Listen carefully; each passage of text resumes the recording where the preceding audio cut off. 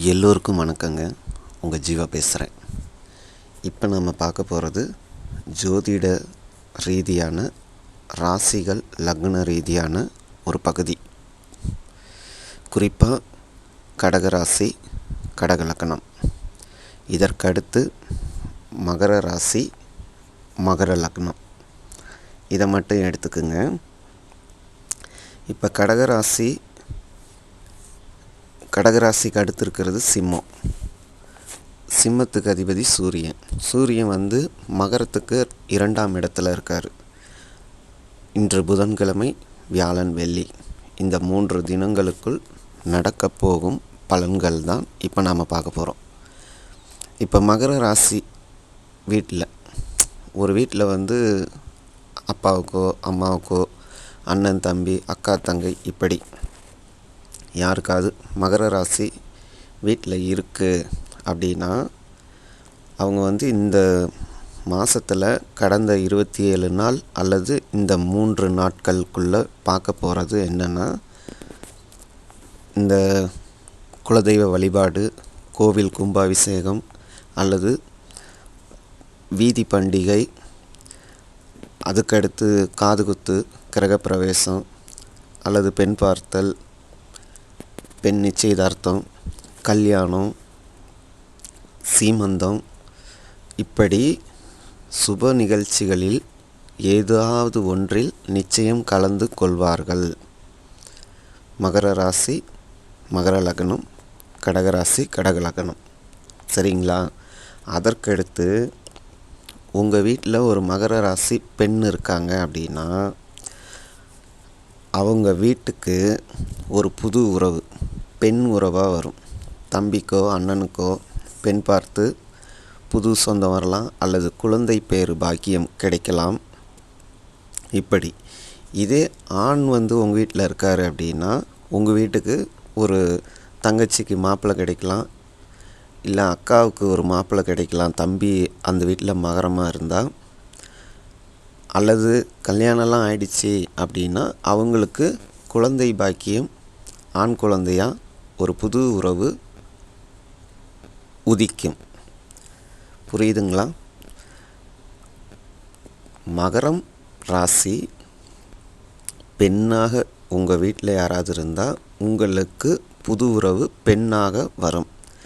இதே ஆண் மகர ராசியாக இருக்கும் பட்சத்தில் புது உறவு, ஆண் உறவு உங்களுக்கு உதயமாகும் வரும். இது நிச்சயம் நடந்திருக்கும் இந்த 27 நாட்களில் அல்லது இந்த புதன், வியாழன், வெள்ளி, இந்த 3 நாட்களில் இந்த சம்பவம் நிச்சயம் நடக்கும். சரிங்களா? இது எப்படிப்பா அப்படி நடக்குது அப்படின்னு கேட்டிங்கன்னா, இதுலேயும் குறிப்பாக கடகத்துக்கு சொல்லிடுவோம். கடகத்துக்கு அடுத்த இடமான சிம்மத்துக்கு அதிபதியான சூரியன் இப்போ கும்பத்தில் இருக்கார்.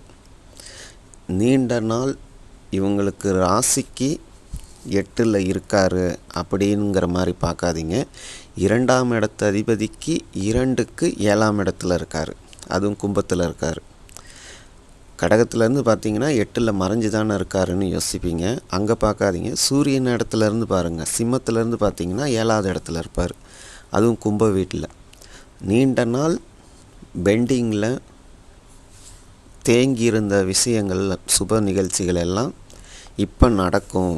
கடகத்துக்கு, கடகராசி, கடக லக்னத்துக்கு இது பாயிண்ட். 2க்கு 7, 2ஆம் இடத்துக்கு 7ஆம் இடம். சரிங்களா? அடுத்தது மகரத்துக்கு. மகரத்துக்கு அடுத்த இடத்துல 2ஆம் இடத்துல சூரியன் இருக்குது. இது எப்படி அப்படின்னு பார்த்தீங்கன்னா, மகரத்தில் சூரியன் இருக்கும் பொழுது பாருங்கள், தை மாத பிறப்பு, தமிழ் வருட பிறப்பும்பாங்க. அந்த மாதம் மகர ராசிக்காரங்களுக்கு அருமையாக இருந்திருக்கும், தொழில், மற்ற விஷயம் எல்லாமே. இப்போ அதற்கு அடுத்து 2ஆம் இடமான குடும்பஸ்தானத்துக்கு சூரியன் போகிறாரு. அப்போ மகர ராசி, மகர லக்னத்திற்கும் இந்த சுப நிகழ்வுகள் நடக்கும். இதுதாங்க கணக்கு. சரிங்களா? இந்த ரீதியான பலன்தான் இது. இது நிச்சயம் நடந்தே தீரும். புதன், வியாழன், வெள்ளி இந்த 3 நாட்களில் இதுவரை நடக்காதவர்களுக்கு இது நிச்சயம் நடக்கும் அப்படிங்கிறது தான் பாயிண்ட். அப்படியே எங்களுக்கெல்லாம் இன்னும் ஒரு சிலர் இருப்பாங்க, எங்களுக்கெல்லாம் இது எதுவுமே நடக்கலை, நீ சொன்ன மாதிரி எதுவுமே நடக்கலை, நானும் மகர ராசி மகர லக்னம் தான், கடகராசி கடக லக்னம் தான், எனக்கு இது மாதிரி நடக்கலையே அப்படின்னு நீங்கள் சொன்னீங்கன்னா உடனே அவங்கவுங்க சுய ஜாதகம் அப்படி இப்படின்ட்டெல்லாம் யோசிப்போம் சொல்லுவாங்க அப்படின்னு யோசிக்காதீங்க. ரொம்ப சிம்பிளுங்க. உங்களுக்கு நடக்கலை அப்படின்னா உங்கள் நண்பர்களுக்கு, உங்கள் நெருங்கிய உறவு, பக்கத்து வீடு, அக்கம் பக்கம், ஃப்ரெண்ட் சர்க்கிள், இப்படி உங்களை சுற்றி இருப்பவர்களுக்கு நடக்கும். நீங்கள் அதில் பங்கெடுத்துக்குவீங்க. ஆத்மார்த்தமாக, உண்மையாக, மகிழ்ச்சியோட நீங்கள் சந்தோஷப்பட்டு அந்த நிகழ்ச்சிக்கு போயிட்டு வர்ற அளவுக்கு உங்களுக்கு சந்தர்ப்பம் அமையும். உங்கள் வீட்டில் நடக்கலைனாலும் உங்கள் நெருங்கிய உறவு, நெருங்கிய நட்பு வட்டம் அல்லது வேலை செய்கிற இடம், ஆஃபீஸ், கம்பெனி, இப்படி வேலை செய்யும் இடத்தில் உங்களுடைய உடன் வேலை பார்ப்பவர்களுக்கு இது நடக்கும். நீங்கள் செய்வீங்க. புரியுதுங்களா? ஆக மொத்தம் நீங்கள் இதை பங்கெடுத்து அட்டனாவது பண்ணுவீங்க. உங்கள் வீட்டில் நடக்கலைனாலும் உங்களை சுற்றி இருப்பவர்களுக்கு நடக்கும். நீங்கள் அதை பங்கெடுத்து சந்தோஷமாக என்ஜாய் பண்ணுவீங்க, ஆனந்தப்படுவீங்க. இதுதாங்க கான்செப்டு. ஓகேங்களா? இது கண்டிப்பாக நடக்கும். புதன், வியாழன், வெள்ளி இந்த 3 தினங்களுக்குள் நிச்சயம் நடக்கும். இதில் குறிப்பாக இந்த 2 ராசி 2 லக்னக்காரங்க யாராவது பெண் தேடும் படலம் அல்லது மாப்பிள்ளை தேடும் படலம் அல்லது குழந்தை பேரை எதிர்பார்த்து கொண்டிருப்பவர்கள் அல்லது புதிய வாய்ப்புகளை எதிர்பார்ப்பவர்கள், இப்படி இருப்பவர்களுக்கு நிச்சயம் இந்த 3 நாள் வர பிரசாதமாக அமையும். இது உங்களுக்கான 3 நாட்கள். இது நடந்தே தீரும். உங்கள் செய்கையிலும் செயலிலும் சொல்லிலும் திடமாக நம்பிக்கையோடு பணியாற்றுங்கள், செயல்படுங்கள். நிச்சயம் உங்கள் பக்கம் நல்ல விஷயங்கள் வந்து சேரும். நீங்களும் நலமுடன் இருப்பீர்கள். உங்களை சுற்றி இருப்பவர்களையும் நலமுடன் வாழ வைப்பீர்கள் நீங்கள். சரிங்களா? அடுத்தது வேற ஒரு பதிவில் பார்க்கலாம். இருந்தாலும் கூடுதலாக இப்போ ஒன்று சொல்லணும் அப்படின்னு கேட்டிங்கன்னா, இந்த கடக ராசி கடக லக்னம் இவங்க வீட்டில்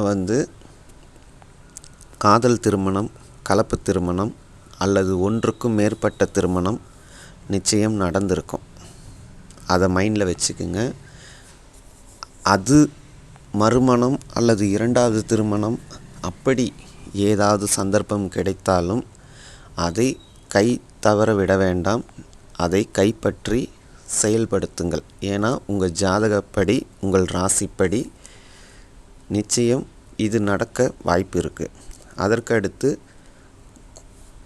குறுகிய வயது, இளம் வயதில், சின்ன வயசில் யாராவது ஒருவர் இறைவனடி சேர்ந்திருக்க வாய்ப்பு இருக்கும். கடக ராசி கடக லக்னம்.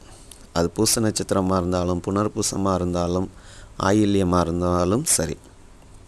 ஆனால் கடகராசி கடக லக்னம்னு இருந்தால் நிச்சயம் மறுமணம், 2வது திருமணம் அல்லது ஒன்றுக்கும் மேற்பட்ட திருமணம் நடந்தே இருக்கும். அப்படி நடக்கவில்லை, அந்த திருமணத்திற்கு எதிர்பார்த்து கொண்டு இருக்கிறவர்களாக இருந்தாலும் வந்தால் ஏற்றுக்கொள்ளுங்கள், தவறில்லை. சரிங்களா? எல்லோருக்கும் நன்றி, வணக்கம், வாழ்த்துக்கள். இப்போ காலபைரவர் கூட கர்ஜித்தார், பார்த்துருப்பீங்க. அவரும் இதைத்தான் சொல்ல வருகின்றார். இயற்கையும் அதை தான் சொல்கின்றது. எல்லோருக்கும் நன்றி, வணக்கம், வாழ்த்துக்கள்.